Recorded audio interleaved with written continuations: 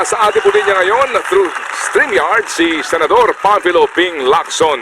Good morning, sir. Good morning po. Ted, magandang umaga kay DJ Chacha, magandang umaga rin. Congratulations, isang tampak pa rin yung commercials mo. Salamat po na marami, Senador. And thank you for your time, Senador. Ha? Thank you po. Thank you so much. Ito ho muna, unahin ko lang po ito, Senador. Nabanggit po ninyo, dito nga sa usapin po ng pag-aarma sa mga sibilyan, na ngayon po kinaklaro na ho ng Malacanang kung anong ibig sabihin nila, yung nabanggit nyo yung gun control na mas dapat higpitan. Ang sabi po ni General Elizar, meron tayong kasalukuyang batas na umiiral. Dapat baguhin daw yung batas. Ano po ba ang inyo pong ibig sabihin na dapat higpitan pa yung ating gun control? Ted, unang-una, last time I heard, yung huling narinig ko yung motto ng PNP, to serve and protect. No? Ibig sabihin, pagsilbihan at protektahan yung ating mga citizens. Hindi sila armasan. So parang admission ba ito ng PNP kung mag-aarmas tayo ng mga yung volunteers, anti-crime groups, volunteers. Parang tacit admission ito na hindi kaya ng PNP na pangalagaan ang kapayapaan at yung kaayusan ng ating bansa, no, sa ating mga kababayan. So pangalawa, alam mo nung PNP ako, hindi naman to lingid na rin sa iyo, Ted, sa kalaman mo, no? Napakahigpit talaga yung pag-i-issue ka ng permit to carry.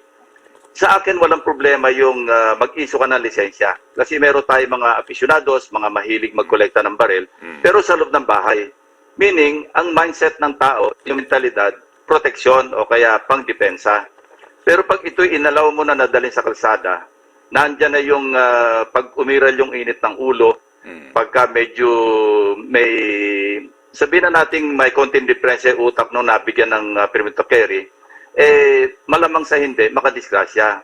Pangalawa, yung mentalidad natin, alam mo yung attitude natin, Ted, di ba? Pag nakakita tayo na may nakabukol sa bewang, sineset aside natin inisip natin, hindi, police yan siguro, o kaya military yan siguro, nagsusurveillance. Hindi ba pwede mapalitan yung attitude na yon, yung mentalidad na yon?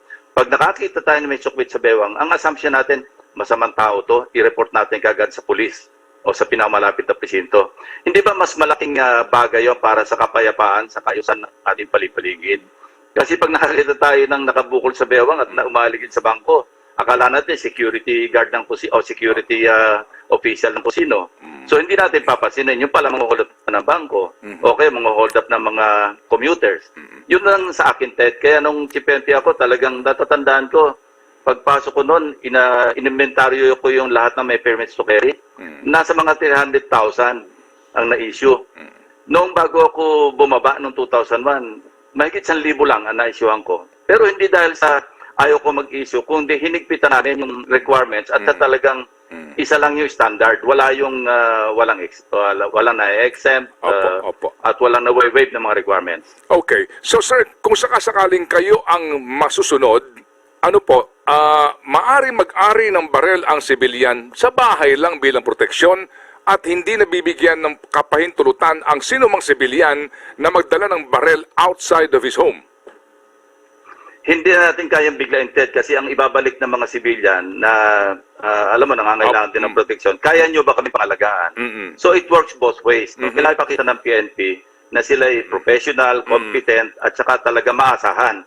Kasi kung hindi rin kaya ipakita ng PNP, ng ating pambansang pulisya, na kayang pangalagaan yung proteksyon ng ating kababayan, hindi mo mai-impose sa, siyempre maraming magrereklamo. Okay. Senador, ito ho kasi hindi naman maitatanggi ang usapin na ito na dapat nating harapin at pag-usapan.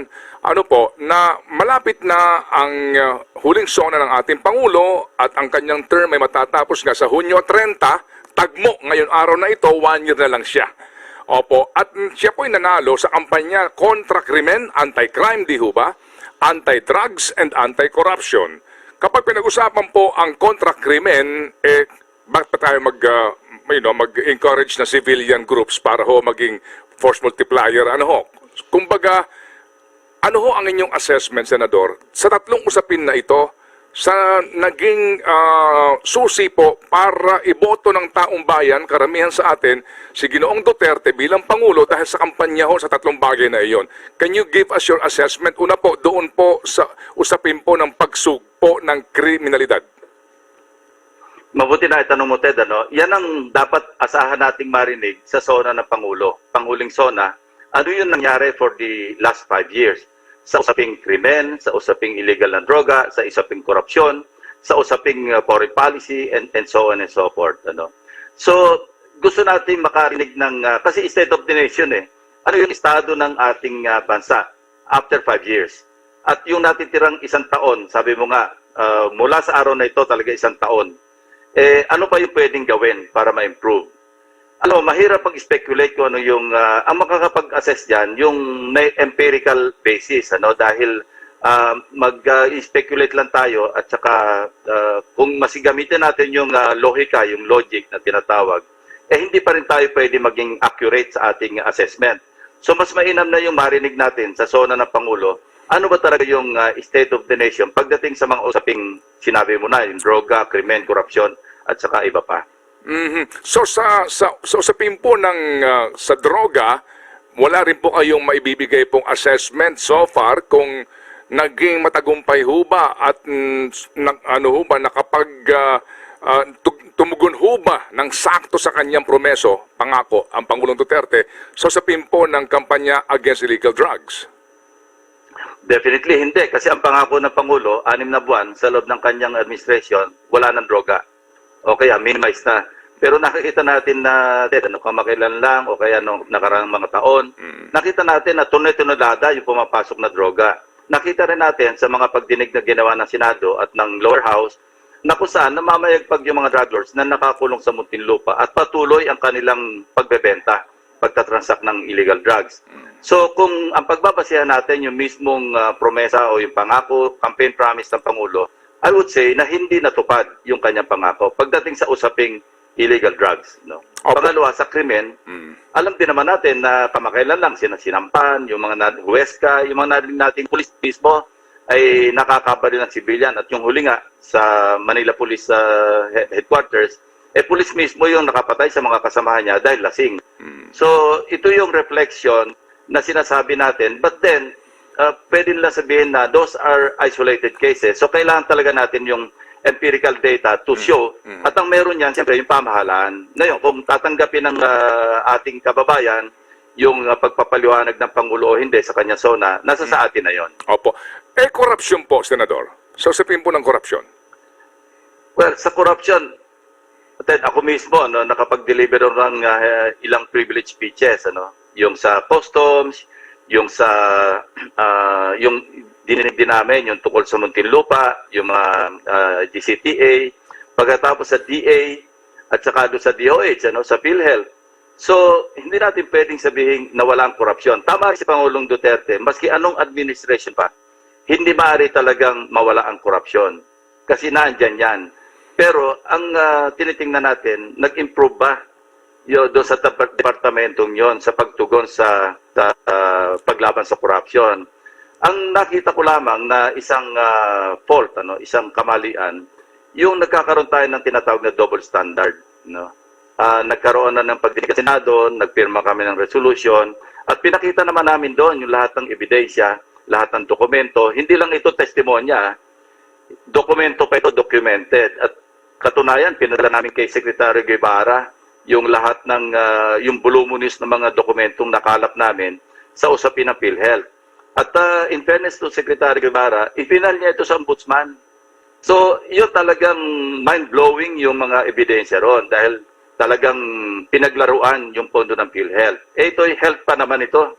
Ang tig-uusapan pa naman dito, wala pang pandemya noon, pero yung sumunod namin pagdinig, meron na rin pandemic. Kaya nga, di ba nagkaroon tayo ng usapin na, teka muna, di ba yung dapat para sa pandemic lang gagastusin, bakit napunta sa infirmary, napunta sa dialysis, kung kani-kanino pinamigay yung pera na ang dapat para sa COVID-19 response. So, ito yung mga nakita na natin sa mga, hindi ito yung haka-haka o hindi ito yung sabi-sabi ng kung sino-sino. Documented into ito, Ted. Pero ang hindi ako nasiyahan sa response ng Pangulo sa pagtrato doon sa mga findings ng Senado. Parang nabaliwala yung isang co-equal branch of government na yung collective na, sabi na nating quote-unquote wisdom ng mga senador sa pagkakalat ng mga ebidensya, parang hindi man lang binigyan pansin ng Pangulo dahil ang nasasangkot tila yung ibang mga paborito niya. No? Sa customs, ganun din. No? Nilipat lang, paglipat doon sa Bureau of Corrections, ganun din ang nangyari. Katakot-takot na corruption din doon. Pero ano nagawa? Parang wala tayong nakitang nararapat na karampatang aksyon kung ang pagbabasihan natin yung mga deklarasyon ng Pangulo na galit siya sa corruption. Sir, people are hungry to hear, ito ho ngayon, comment kaagad sa atin pong, sa mga nanonood sa atin, yung double standard doon sa issue po ng PhilHealth ka ninyo. Can you, I hope you don't mind me asking, can you name names please? Ito ho ba'y, sino ho ang inyong binabanggit na nagrekomenda at nag-file sa ombudsman pero dahil sa paborito sa usapin po ng kalusugan? Sino po ito? Well, diretsahan na, Ted, nagpasa kami ng resolution, 14 of us, out of 23 senators, dahil si Senator Laila naman, hindi naman nakakaboto. Si Secretary Duque, di ba, hinihiling namin na sana mag-resign o kaya palitan. Pero parang walang narinig. No? We're nothing personal against Secretary Duque. As a matter of fact, when we met with him, eventually, in an informal setting, along with Secretary Galvez, Secretary Vince Dizon, tsaka si Mayor Magalong, napakaganda ng kanyang personality. At saka siya naman parang nakapangako sa amin na magre-reforma siya sa DOH. Hinintay namin ano yung mga reforma sa usapin ng response sa pandemya, at saka yung pangkasalukuyang mga procurement ng mga vaccines. Diba? Lumabas na rin sa pagdinig natin, Ted, na ang sinabi nila, strictly G2G, government to government. Ano yung inuna na mga bilhin? Sinovac, na kung saan, pribadong kumpanya. At yung sinabit nila sa Committee on Finance ng Senado, na indicative price, sabi nila, napakamahal, 3,629 yung 2 doses. Only to find out later na yung Thailand, yung Vietnam, yung Indonesia, pagkamura-mura pala ng pagkabili nila. So, bakit gano'n ang nangyayari sa ating gobyerno? Sa panahon pa naman na talagang lahat tayo nasa emergency mode, lahat tayo nangangamba, at talagang the only way out sa pandemya, vaccines, napaka-importante. Dapat kung ano yung mas efficacious, ano yung mas mahal pa nga pero lumalabas ngayon, mas mura pa nga yun, mas epektibo. So, yun lang yung aking maiko-komentaryo dahil hindi lang ako yung nagsasalita, kundi yung aking mga colleagues sa Senate na kung saan collectively, yun ang aming findings, yung aming rekomendasyon, parang nabaliwala lahat. Senator, before si Chacha magtanong, sir, nabanggit ho ninyo yung hindi G2G, kung hindi private company ho, Sinovac dealer ito. Pero nung recently ho, nabalita na the Committee of the Whole found nothing irregular sa vaccine purchase po ng gobyerno. Can you clarify, please, sir? Yes, kasi maraming salamat kay Secretary Dominguez. Nilinaw nila sa amin kasi ayaw ibigay talaga yung presyo. Ang ini-invoke nila yung NDA, Non-Disclosure Agreement. Pero si Secretary Dominguez has been forthright enough to tell us na yung average price ng isang dose ng vaccine, kinonsider na lahat yun, naka-input na lahat yung, nagulat nga kami na 68 million doses pala, yung libre. So, ang sabi niya, 446 pesos per dose. Nakasama na doon, parang kinuwenta na dahil merong 68 million doses na libre. So, ang puna ko lang doon, Ted, dahil hindi na namin na-question kasi walang time na i-check sa Philippine Statistics Authority na late na pag-check. Ang sabi nila, ang kailangan mabakunahan yung adult, yung adult population, nasa 83.8. Ang pinagbasihan nila doon, yung population natin as of July of 2020, 108 million plus. Ngayon, yung PSA, nung tinanong namin, after the hearings na, kaya sayang nga, ang population natin as of today, as of July 1, 2021, base doon sa kanilang pagsasurvey noong March 28, nitong din taon na ito, 110,198,000 Filipinos na tayo. Now, ang sabi ng PSA, ang adult population constitutes 62% of 110 million. Now, compute natin, Ted, pag kinumpute mo yung 62% ng 110 million, Hindi na yung 108, 110. Yun ay pumapalo lamang sa 68.2 million Filipinos. Ngayon, kung 68.2 million Filipinos, pag multiply mo yun ng 446 pesos per dose, at doblehin mo na, no? Sa aming computation, lumalabas ang kailangan lang nating pera, 60 billion pesos. Now, nakautang na tayo ng 57.3 billion sa World Bank, sa ADB, sa AIIB. Pero yung total adult population yon, ano, yung 68 million Filipinos. Pagka kinuha natin yung herd immunity na yun lang ang tinatarget muna natin, 70% lang yon. So pag 70% ng 68 million TED, nasa mga 47 million lang Pilipino, so adult population ng mga Pilipino, ang kailangan natin bakunahan. So sobra pa yung ating inutang doon sa ating kailangan bilhin na bakuna. Consider na rin yung 68 million doses na libre galing sa COVAX facility, galing doon sa dinonate ng China, ng Japan, at kung ano pang bansa. So hindi kapos ang pera. Pero ngayon, mabuti na rin lang na nadadatingan na yung mga bakuna, and thanks sa private sector. Kasi itong mga Moderna na dumating, pribadong sektor ito na at sila nagbabakuna na sila ngayon. Yung pati mga LGUs, nagbabakuna na. So, dinidak namin lahat yun kasi kinumpute namin lahat-lahat yung libre. Yun nga, lumalabas, nasa 68 million doses. At yun nga, maraming salamat kay Secretary Dominguez kasi siya lang yung, sabi niya, I always go for transparency. And we believed him, na talagang siya yung nag-iisa na nagsabi sa amin, ito yung average price per dose ng bakuna. Lumalabas 446 pesos. Opo. Per dose, one dose lang po yun, Senador, no? Yes, so lalabas parang 892 pesos. Kasi bawat isang tao naman, 2 doses. Opo. Pero ganun pa rin, pagka kinuha lang natin yung 70% of 68 million na adult population, sobra pa rin yung nautang natin na 57.3 billion. Opo. So, based on those facts, Senador, meron ho talagang question pa rin sa paggasta ng ating team ng task force in charge for procurement of vaccine. Sa tingin po ninyo? Maraming question sa aming isipan. Maraming question pa. Dahil, alimbawa, yung nauna ng procurement, ayaw ko na sanang balikan yung immediate response. Kasi maraming mali na doon. At ito rin yung nagbunsod sa aming mga senador na hingin na mag-resign noon si Secretary Duque. Unang-una, di ba, natatandaan din natin, parang konting rewind.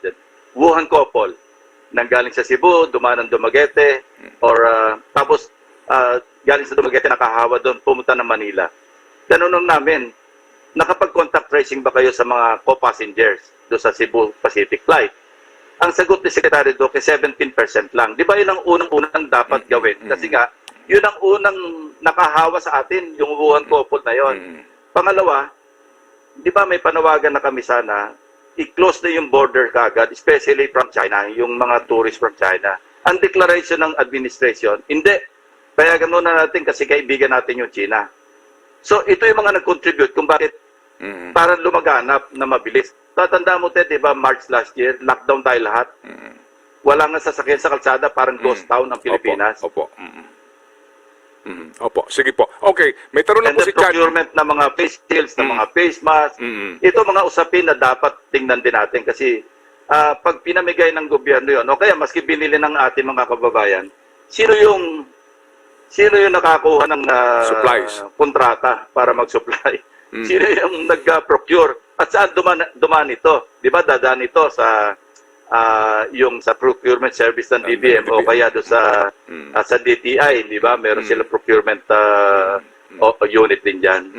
Opo. So sir, ito hong binabanggit yung dapat pang busisiin, ito ho ba rin yung binabanggit ni Senator Pacquiao kahapon na DOH issue? Hindi ko alam. Aha. Hindi ko alam, Ted, hindi kami nagkakausap tungkol dyan. Mas mainam na rin kasi alam mo, may oversight function. Alam mo na rin, Opo. Ted, pagdating sa usaping budget, Opo, opo. dapat ka quarterly, nagre-report sila sa amin. Opo. Ang usaping bakuna, usaping budget yan Nilagay namin sa GAA yung 82.5 billion pesos. Opo, opo. Na, of course, ang program fund yung iba doon, yung 70 billion. Opo. Tapos maglalagak pa yung Pangulo ng contingent fund na hindi pa nga nare-release. 2.5 billion pa rin yun. So, puro budget itong pag-uusapan natin. Gusto rin natin malaman para malaman din ng mga kababayan natin na maayos ba ang paggamit ng pondo sa isang panahon na talagang pandemya, may Opo. emergency tayo. Opo. Cha, go ahead, Cha. All yours. Good morning po, Senator Ping.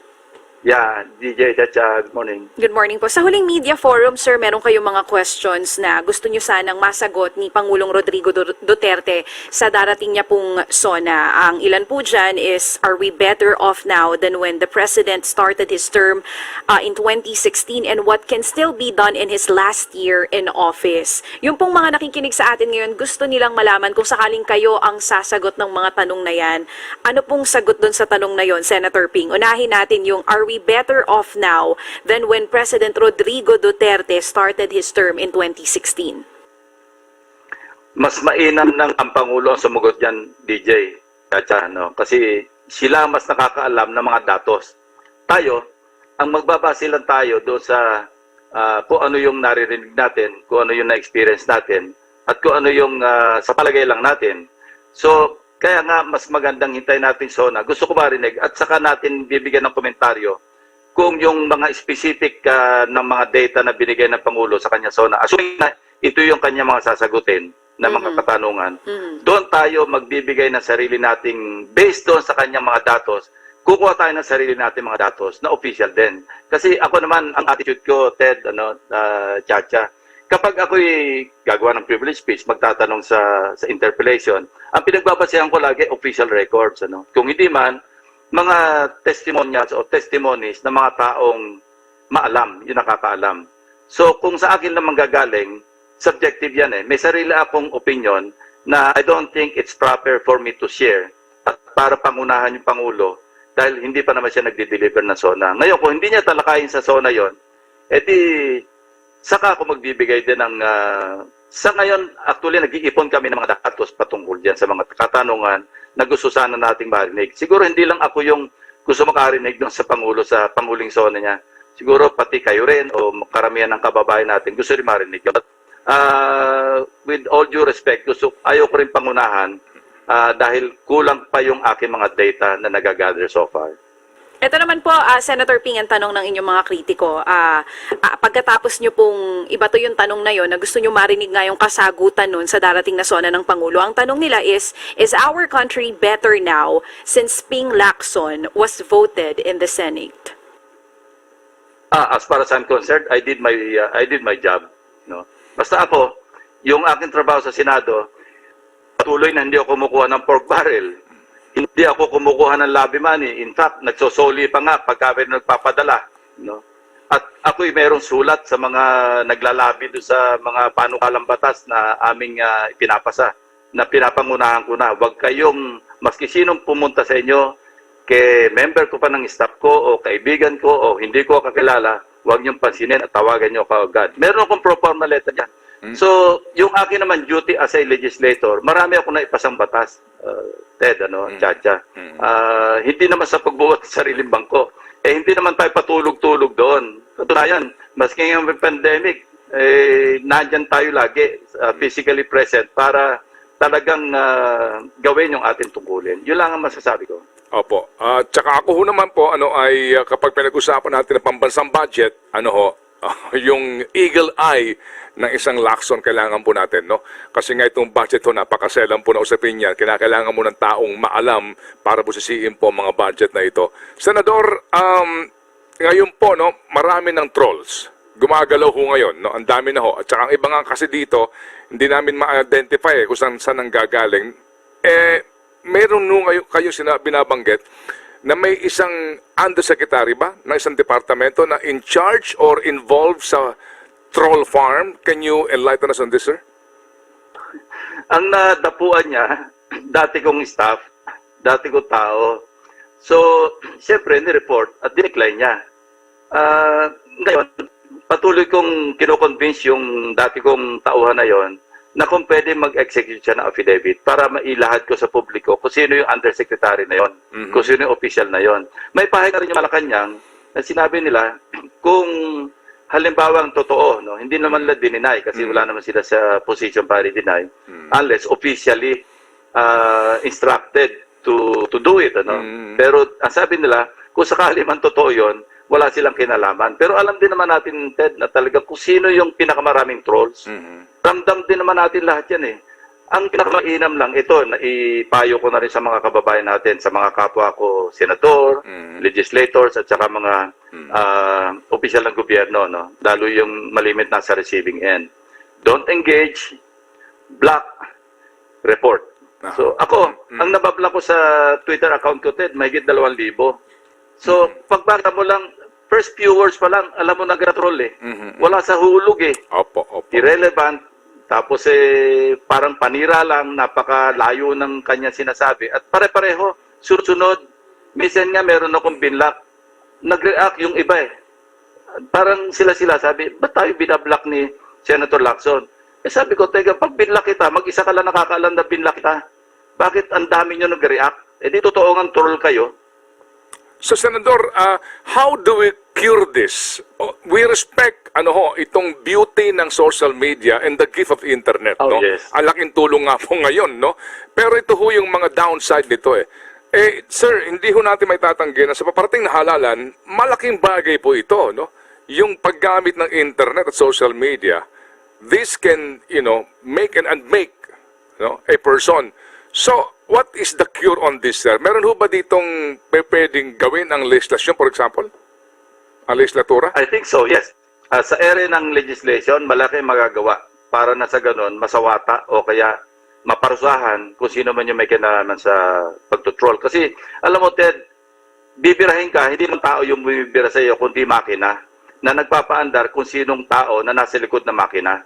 At marami yon sa isang tao, siguro, mag-handle siya ng 100, 200. At saka, sino ba yung may kapasidad para mag-maintain ng troll farms? Napakamahal niyan, Ted, ha?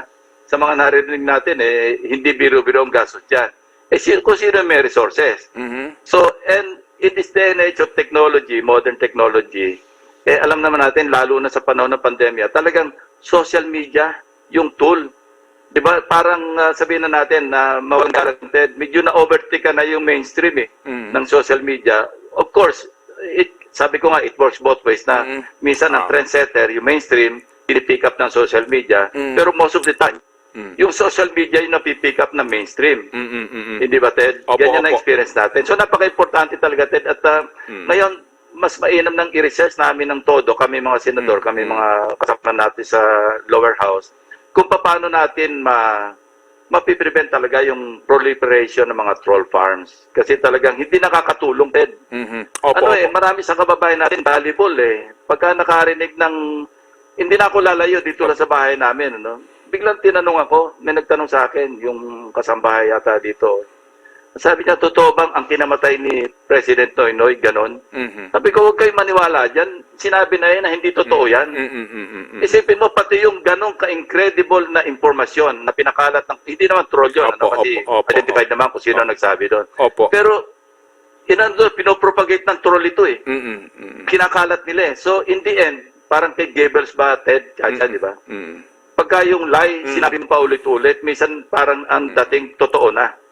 So, yun, ganun, napaka-unfair. Alam mo, hindi naman sa pagano, patay na yung tao, sisiraan mo pa, anong klaseng kaluluwa meron ka naman? Senador, will this happen? Itong review ho ninyo at pag-aaral and the possible cure or legislation or statute to address this problem bago ho mag-recess ang Kongreso sa inyong third and last Congress. Third regular session. Yes, Pagpipilitan natin, Ted, kasi palagi yun, nagkakaisa naman kami rito Mapera na lamang yung kung may kasabahan ako doon na nakikinabang sa troll. Pero kung if at all, majority naman yung nagro-rule sa amin sa Senado, palagi ko may papasa ito. Kailangan ng pag-aralan ng gusto at kailangan on point yung mga provision do sa panukalang batas naming tatalakayin. Senador, I opo. think dapat bigyan namin ng priority ito sa Senate. Kakausapin ko si Senate President at saka yung aming mga officials doon sa Senado kung pwede bigyan ng priority itong pag-address ng usaping troll. Opo, Senador, just recently po, ako'y nag-check ko ng mga balita din po no, sa internet. May lumutang na nagtatanong at nagsasabi doon, Ping Lacson for President 2022. And then may survey po doon kung ano ang aking gusto, kung ako ba'y naniniwala, at saka may mga survey nga po. Ito ba'y alam po ninyo? Yes, pinagbigay alam sa akin na merong grupo. Kasi marami ito meron sa Visayas. Pinagbibigay alam naman sa akin at kasi minsan ako mismo yung nagbababala na wag niyong gawin yan kasi masyadong epal yata yung dating. Minsan nga meron nag-post na nakita ko parang masyadong blunt. So tinawag ko yung aking staff. Sabi ko, alam niyo ba ito? Kilala niyo ba ito? So sabi nila hindi.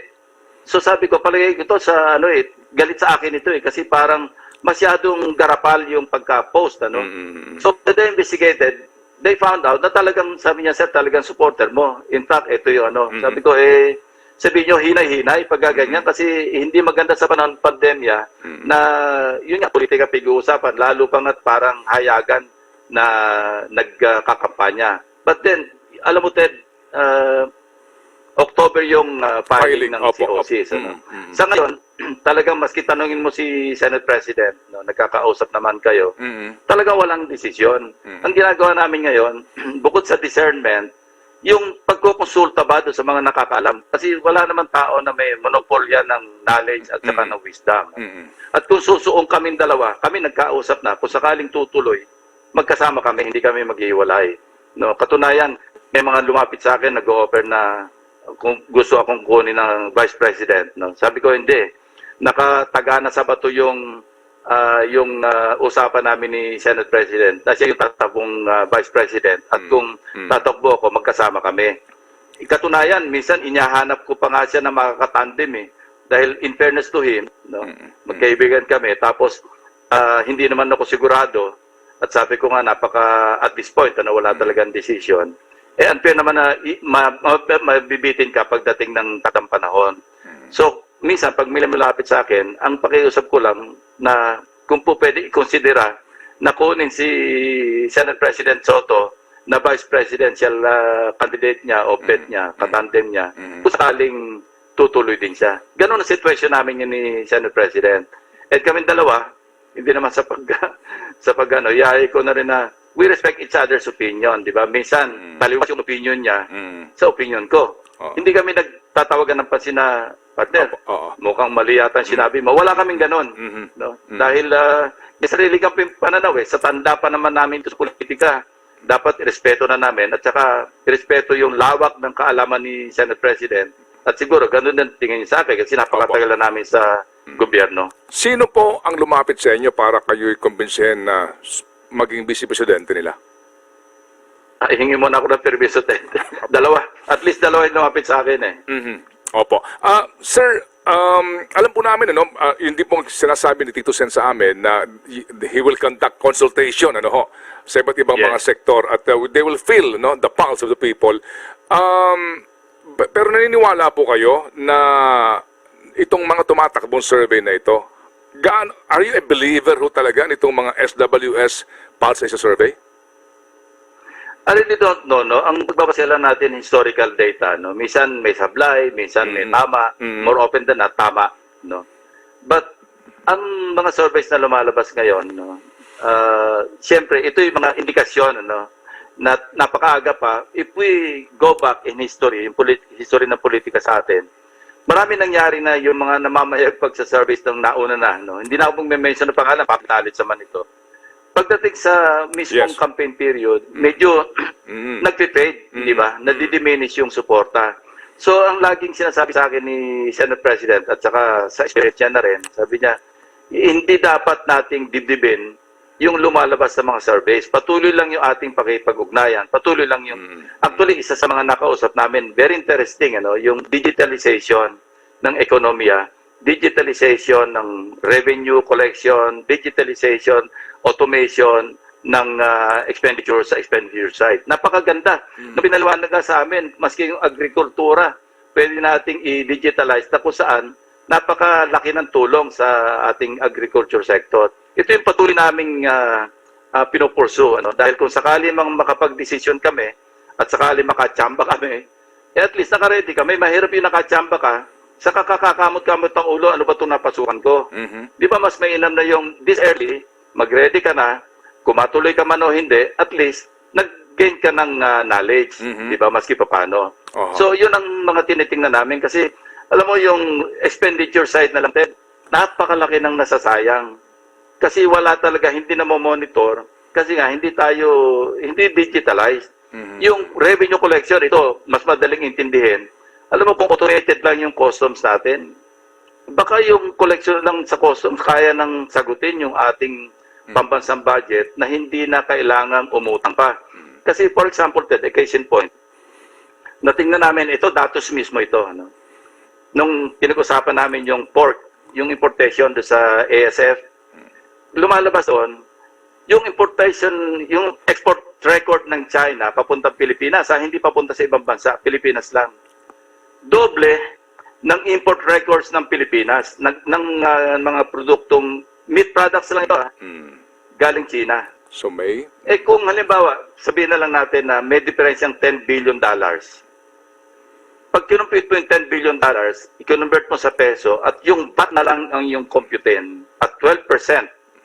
12% ng 500 billion pesos. Katakot-takot na pera yun, Ted. Yun, natapon na yun kasi hindi ka nakarehistro na pumasok. Di wala na.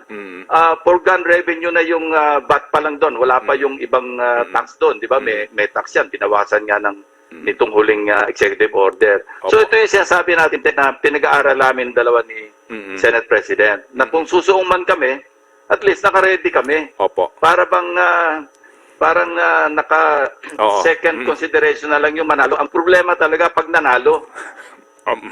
Para pag nagtanong ang taong bayan at nagkaroon ho talaga ng masinsin at totohanang debate, pag-uusap, alam ang sasabihin pong solusyon sa mga problemang ito, Senador. No? Ang problema, Ted, kailangan mag-mature muna yung ating mga ating electorate. Kasi ang kampanya natin talaga, entertainment politics lip service, tapos dole out. Pagka ganyan ang labanan, hindi talaga tayo asenso, Ted. Walang pag-asa yung bansa natin. Ito, isang experience na binahagi sa akin ng isang tumakbo noon, bagong pasok sa politika. Ang turo sa kanya na matatanda ng politiko doon sa lugar nila, 45 days lang yan bata, sabi niya, iho, magpauto ka na ng 45 days kasi may 3 years ka para balikan lahat yan. Ngayon, ang butante naman, ang iniisip, teka muna, tiyak na paghihigantihan tayo ng 3 taon nito sa panunungkulan niya, utuin na natin to, hingan na natin to ng katakot-takot, 45 days lang itong window of opportunity natin. So yun ang cycle, ito yung vicious cycle na nakakalungkot at saka talagang walang patutungan pag ganyan yung mindset ng both those running for public office at saka yung boboto. Kasi entertainment, wala. Pa-TikTok, mananalo. Mambobola, mananalo. Mamimigay ng pera, mananalo. Saan niya babawiin yun? Paano nga naman ang itsura ng Ping Lacson kapag nagbudots o kaya nag-TikTok? Hindi, Ted. Inano ko na yan. Sinabi ko na yan. Sinabi ko na yan kay SP. Sabi ko, ikaw marunong kong kumanta. Kasi talaga namang singer ka. Okay lang. Huwag mo akong pilitin dyan. Senador, inyo po napailiwanag na ang sitwasyon po ninyo sa mga ngayon po nagtatanong talaga at humihingi ng categorical answer sa inyong balak nga sa paparating na halalan. Matanong ko lang po kayo, ano ang pinakamalaking factor for you to decide to seek the presidency? Napakarami. Alam mo, Ted, i-disclose ko na sa iyo na merong umagang paggising ko parang ganado ako. Na parang, mag-file ako sa October. Pero may mga umagang gising ko na tama na.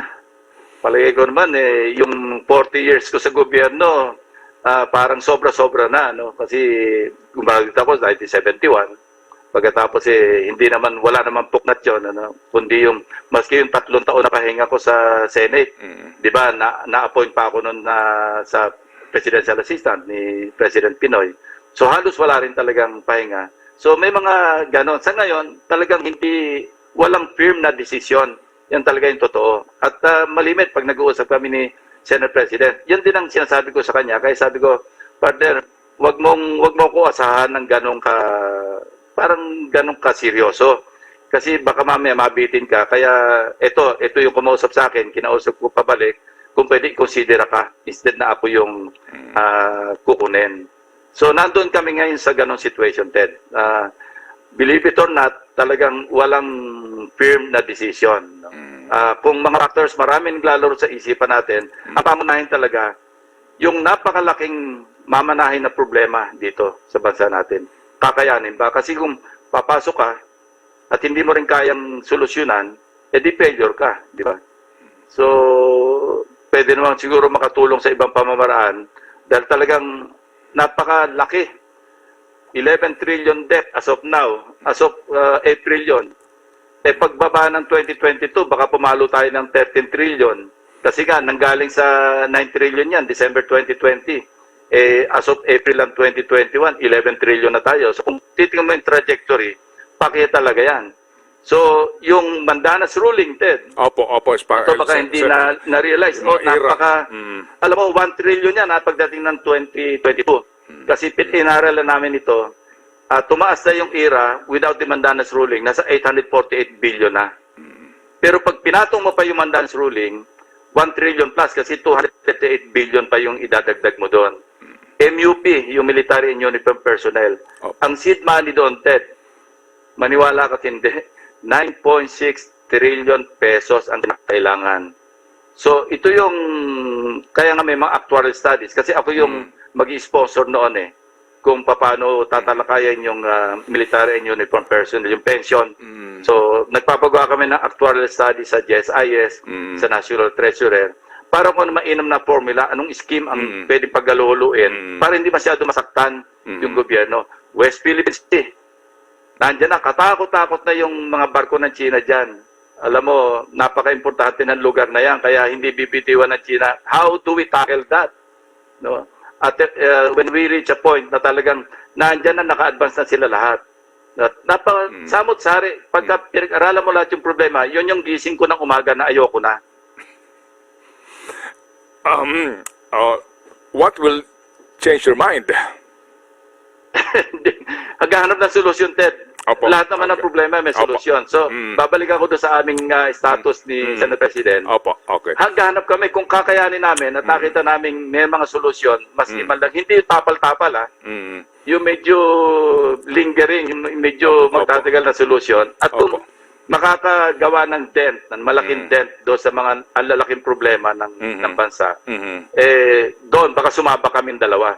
So nandun kami constant yung aming communication, ang aming pakipag-ugnayan sa mga, tawagan natin mga experts, mga civilian ito, iba mga dating nasa gobyerno, yung iba nasa gobyerno pa rin. So pinaghahalo-halo namin yung kanilang mga ideas, yung kanilang knowledge, doon kami umaasa. Opo. Kasi Sir, sabi ko nga Sir, may mga ilang pong mga analyst, no? May mga iba hong nagsasabi that Sara Duterte is unbeatable for president. Sabi ho ng mga nag-aanalisa at ilang pong mga individual, what's your take on that? Naniniwala ho ba kayo doon? Well, lahat naman may kanya-kanyang opinion, Meron din nagsasabi si Isko Moreno unbeatable. Meron din nagsasabi si Bongbong Marcos, napakalakas, si Manny Pacquiao. Sila actually namamayagpag sa ngayon sa mga survey. So, may basihan naman yung sinasabi nila na yung kanilang mga minamanok o sabihin natin kanilang tinatangkilik, unbeatable. Kasama na rin yung TED sa sabihin na nating pitch, yung propaganda pitch na ito, unbeatable ito. So, yun, ang masasabi ko lang, may basihan naman sila. At nire-respeto natin yung kanilang opinion, whether those are expert opinions or otherwise, irespeto na rin natin, Ted. Opo. Sir, ang pinakahuling balita po, nagpahayag ang Pangulong Duterte, if there's room, I might run for Vice President. What's your take on that? Then my vice presidential bet is in for a good fight. pagka ganun na nangyari. Mhm. No, nag-usap na rin kami dyan. Sabi ko, partner, Mhm. nababalitan tatakbo si Presidente. Anong take mo? Hindi, wala na rin atrasan pag nag-decide ako, maski sino na kalaban. O yun, at least nandun tayo sa ganong usapan. But alam mo, si Senate President, malapit siya kay Pangulong Duterte. Hanggang ngayon, magpahanggang ngayon. Katunayan, di ba, malimit, dinedefend niya yung administration, Pangulong Duterte mismo. At talagang magkalapit sila. And ang isang upside, kapag tumakbo si President Duterte na Vice President, at tumuloy si Senate President, at least ang ma-assure ko lang, we will see a gentleman's competition. Ano? Yun lang ang upside doon. Kasi I don't think magbabangay yung dalawa, maski sila yung magkatagpo. Now, yung issue sa pagtakbo ng Vice President ni Pangulong Duterte, may mga usapin dito, no? May mga constitutional issues. Of course, there's no doubt na walang bar o hindi pinoprescribe ng Constitution na tumakbong Vice President ang dati na Presidente. Katunayan, may tumakbo ng Congresswoman, may tumakbong Mayor. Pero ang tanong dito, ay sa mahalagang tanong, kung mag-resign ba o mamatay, ma-incapacitate, yung Presidente na ang Vice President ay dating Pangulo, pwede pa siya maupo o mag-take over na Pangulo. Yan ang isang usapin na Supreme Court lamang ang pwede mag-resolve. Ano? Kasi nasa Constitution natin, 6 na taong termino lang ang Presidente. Hindi naman malinaw kung ano yung ibig sabihin ng 6 na taong termino. So anyway, that's for future discussion, Ted. Opo, but ano ho ang inyong komento naman doon sa kaisipan na posibleng ito ay Sanchu principle lamang to confuse the enemy? Ang isang narinig kong isang katalbat, alam mo, napaka-smart na tao ni Presidente. Ang pinakahuling ayaw niyang o gusto niya mangyari, yung maging lame duck siya. So ang isang narinig ko sa loob ng Malacanang, pinoproject ito o pinofloat ito para, teka muna, hindi niyo ako pwedeng sabihin lame duck ako kasi pag nagyanalo akong Vice President, nandiyan pa rin ako. So yun ang isa namang narinig ko rin. Kung may basihan man o wala, sa katotohanan, hindi ko na alam yon. Pero parang related din sa sinabi mo na sa Sanchu, no, teaching na confuse the enemy. Possible din yun kasi sa tagal din naman sa politika ni Presidente, nanggaling siyang mayor ng pagkatagal-tagal, hindi mo na rin matatawaran yung kanyang experience at saka yung kanyang yung smart na niya, attitude niya towards politics and governance. Opo. Kumbaga, mahirap basahin. Mahirap. Hindi. Minsan madaling basahin eh. Pero yun nga, medyo pa, sabihin na natin, pabale-balentong minsan eh. Yung, doon minsan ako-confuse yung mga tao. No? May sasabihin, pero sa susunod, hindi ko alam kung sinasadya o nakalimutan, iba na yung sasabihin na taliwas, kontra mismo sa sinabi. Ito, ako, nung binasa ko yung sagot ni Senator Manny Pacquiao, doon ko nakita nagre-research din siya eh. Alam mo, sabi niya, October 27, 2020, kay Pangulo mismo nanggaling na lalong lumala ang korupsyon. Alam mo, nung mabasa ko, sabi ko ba, ito si yung aking idol na si Manny Pacquiao, magaling din pala mag-research sa mga archives. Siguro nahagilap niya pa yon nung binalikan si na Pangulo na bakit mo sinasabing mas lumala ang korupsyon. Binalik niya eh. Opo. Chacha, go ahead. Bago natin pakawalan si Senator dahil meron pa yata siyang maraming appointment. Oo, meron ako eh. Sorry, sir. Napasarap ng ating hunta. Go ahead. Meron po tayong question dito from the desk, Senator Ping. Ano po yung reaksyon nyo sa pahayag ni Senator Manny na maliban sa illegal na droga, ang mas malaking gera anya ay yung korupsyon sa ilang ahensya ng gobyerno? Talagang maraming corruption pa rin sa mga iba't ibang ahensya. Ito yung mga traditional na alam na rin naman natin to eh, na hindi naman talaga wala. Ngayon, sabi ko nga, yung kailangan natin ng empirical basis para sabihin mas lumalaba sa DOH, mas lumalaba sa DA, mas lumalaba sa customs o hindi. Kailangan natin ng mga datos doon. Ngayon, dahil sa lumabas yung usapin na yan, yung kami mismo, ng mga staff ko, saka yung mga ibang consultants, nangangalap na rin ngayon ng kaukulang data para pagka nagbuka rin tayo ng bibig, dumating yung panahon na magkaroon ng pagdinig man sa Senado, alam natin yung ating sasabihin, may basihan. Kaya sa ngayon, wala tayong sapat na datos para mag-conclude kung mas lumala o hindi. No? Kaya nga gusto natin marinig mismo sa bibig ng Pangulo sa SONA, July 26, are we better off now than he stepped in July 1 or June 30 noon time of 2016. Yun ang napakagandang pakinggan. At hindi naman din madaling ibola yon o magsabi ng o kaya embellish yon dahil sufficient din yung makukuha mga datos ng mga nakikinig. Eto po, in one of your tweets, sinabi niyo po, Senator Ping, na the best subordinate is one who disagrees and argues his point with his superior, but dutifully follows after a final decision is rendered. The worst kind is a yes man. Do you think marami pong yes man sa gobyernong ito? Marami. Alam mo, where I came from, where I was coming from when I tweeted that, yung nabasa ko, nagulat din ako sa pahayag ni GPNP Eliazar, no? Parang hindi masyado napag-aralan, sinuportahan niya kaagad yung panukala o yung proposal ng Pangulo na armasan yung mga sibilyan. Hindi niya na, dapat pinroses muna bago nagsabing tama yan o kaya sinusuportahan ko yan. So doon ang galing yung tweet na yon na pwede ka naman makipag-argue, pwede ka makipag-kontra, pero once a decision is arrived at, and rendered, then as a subordinate, sumunod ka. Pero nothing will prevent you from, discussing, arguing, even, giving your thoughts about a particular issue. Hindi pwede yung na dahil subordinate ka, yes ka na lang ng yes, para nandiyan ka pa, di maski sinong stooge pwede dyan, hindi ka na kailangan dyan kasi mag-yes ka lang naman. Di ba? Kailangan yung input mo na sa halip na agad-agad, magsuporta ka, yun lang, doon ang galing yung tweet ko actually. Opo. Hindi sa ano pa man. Sige po. So, Senator Ping, salamat sa inyo pong panahon na binigay po sa ating program. It's an honor, sir. And just a short message po, ngayon pa lang din, of course, may mga trolls din, at meron din nagsasabi ho naman na finally, sa kanila ho itong nanggagaling, we have a dream team, Lacson Soto, Ping and Tito. So, ano ho inyong mensahe po sa dalawang kampo?